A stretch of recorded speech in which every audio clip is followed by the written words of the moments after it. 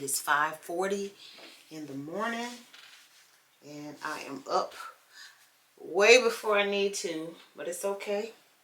I got up, I took my bath, got myself all together, made my coffee, got my water, and got my supplement, which I have to put some water in here, and got my breakfast. Y'all don't judge my avocado, okay? Don't judge my avocado. I gotta eat them because they on their way out. So I got me a sweet potato, some boiled egg, and avocado for breakfast this morning. That is my fat, my protein, and my carbs, with a little goat butter and maple syrup. So today I'm just gonna be doing my thing. I just sat down. I'm gonna drink my coffee, got my supplements, and I am going to be working on a few things and being productive. I was talking to my wellness coach yesterday, and we talked about the word try. We talked about a few words, but you ever think about how many times you use a word that it actually attracts negativity to you, but you don't realize it? So we had this discussion yesterday about the word try. And so as we kind of talked through, she said you don't want to use try because try is a word that doesn't mean that you're actually doing anything. So if you say, I need to stop chewing gum, right? So it's, I need to stop chewing gum. That's it. Somebody say, well, I need to try to stop chewing gum. No, you need to stop chewing gum. So my take on the word try, I said, you know what, now that I'm thinking about it,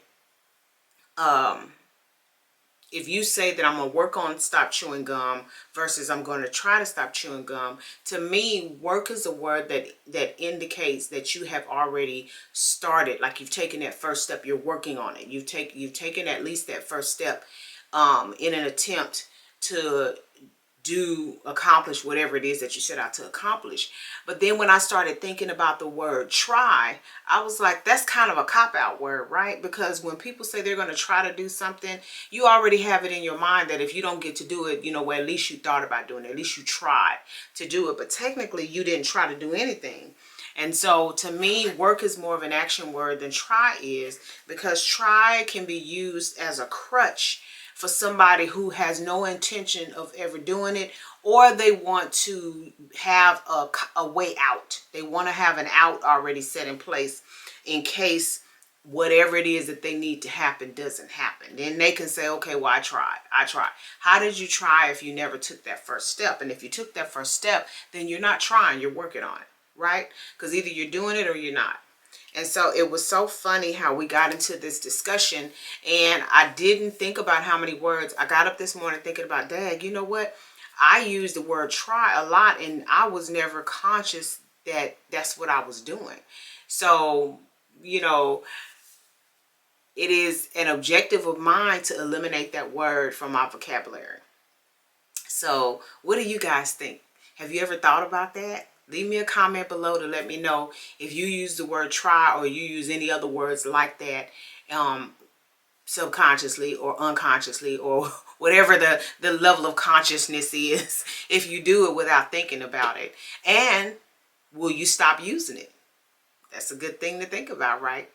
We're talking about breaking generational curses, breaking bad habits, and stopping certain behaviors in the effort to be a better version of who we are. We want to improve in different areas of our life.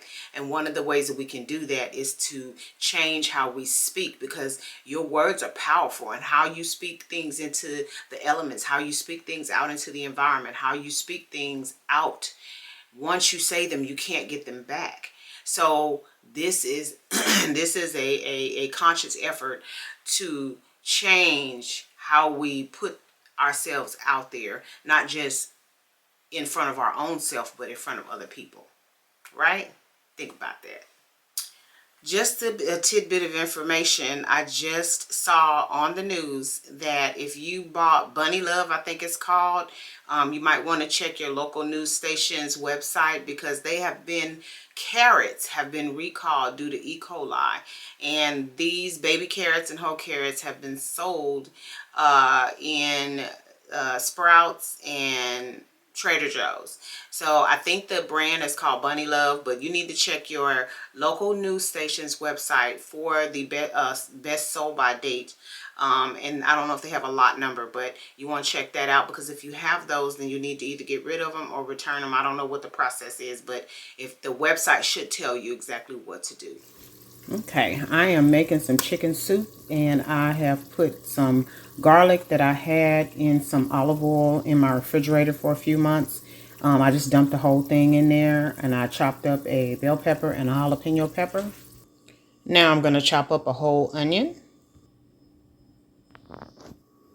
Now I have peeled a huge baking potato and I'm going to go ahead and dice that up. I'm not dicing up or cutting up or chopping up any of my produce in small pieces. I want this soup to be chunky, so I'm going to be chopping everything up into bite-sized pieces. Okay, this is half of the potato, so I'm going to go ahead and chop up the other half. Okay, got the other half chopped up, and I have to tell y'all that this garlic, I got it on saute, and it is so aromatic in this kitchen. And my mushrooms are already sliced, so I'm just going to dump them in as is. Now I'm going to go ahead and give this a good stir. And once I stir this up, I am going to add in my vegetable broth, a whole container of vegetable broth. And then I have some sauce from when I made my curry chicken, so I'm going to go ahead and add that in there. And then this is my chicken breast. I am not going to cut these up. I'm just going to stick them in the Instapot, because I know that as the soup cooks, the chicken breast is just going to fall apart. Okay, I got this nice and mixed up. I got my veggie broth in there. And just for those who are wondering, no, I'm not adding any spices right now. I'm actually going to wait until I cook the soup for about 30 minutes in my Instapot. I'm going to come down, knock off the steam, open the top, add my spices, and then let it go for another 10 to 15 minutes. And then that's going to do it. It should take a total cooking time of 45 minutes. Okay. So I'm going to go ahead and add in the this sauce that I made for my chicken curry, and then I'll add in the chicken breast on top. All right, we got everything ready to go. I'm going to go ahead and put the top on.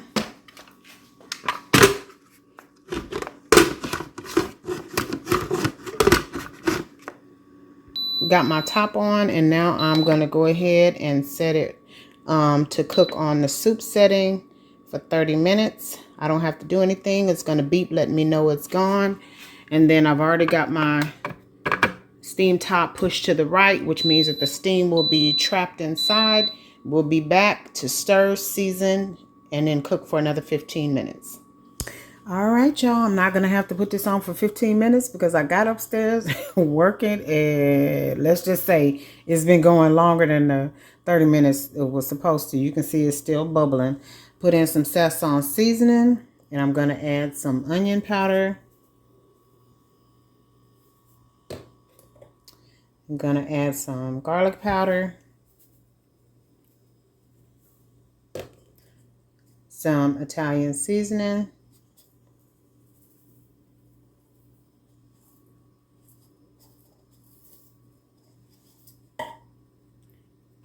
some paprika. And I know for y'all that saw me dump that Italian seasoning in there, baby, trust and believe this is dried Italian seasoning, so it's not as potent as if you were to put the oregano, basil, and all them other herbs and stuff in there fresh. I do want it to have a nice herby flavor. And so here is our chicken. And this is why I said you don't have to cut it up, because look at that.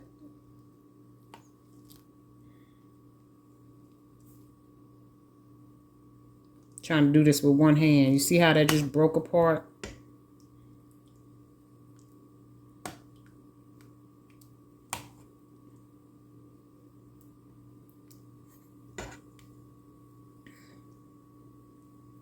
I can't do it with one hand, but I'm trying to show y'all.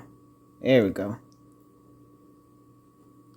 But yeah, the chicken is just falling apart. All those mushrooms and bell pepper and garlic.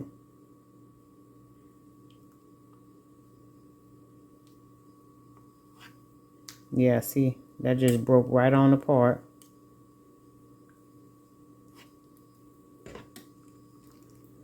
So yeah, soup's done. So, oh, I forgot to add my black pepper.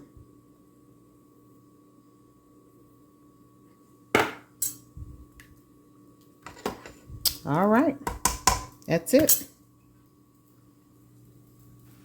Hey y'all, I am back and I actually have my soup that I was telling y'all that I was making. Y'all can't see that because I don't want to dump it all over my desk, but I am going to insert a clip here so you can see the soup. And yes, it's nice and hot. I already burnt my mouth once.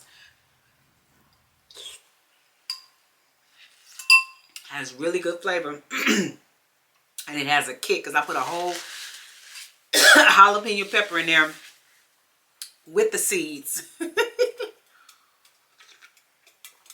So I'm gonna go ahead and do what I need to do for the rest of the day, and I will check back in with you guys later. This is my 12:30 meal, and I will see you guys later.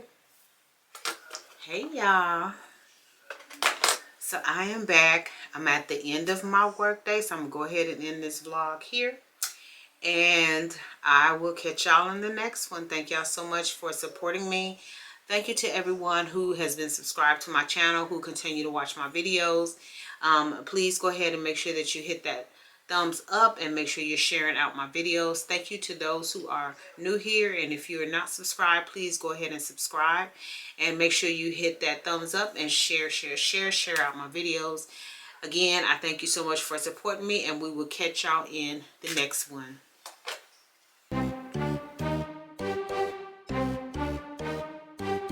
If you're not already a member of the Fetch fam, what are you waiting for? Go ahead and download that app, scan my QR code, and get to scanning those receipts. You might as well take advantage of it. You're already spending the money. The receipts translates into points, the points translates into cash, and you can redeem that cash via store card or cash card, or you can donate to charity. Well, all right, we're going to go ahead and get out of here, but you know we don't do so without saying, love yourself, love somebody else, and until next time, y'all take care. Bye.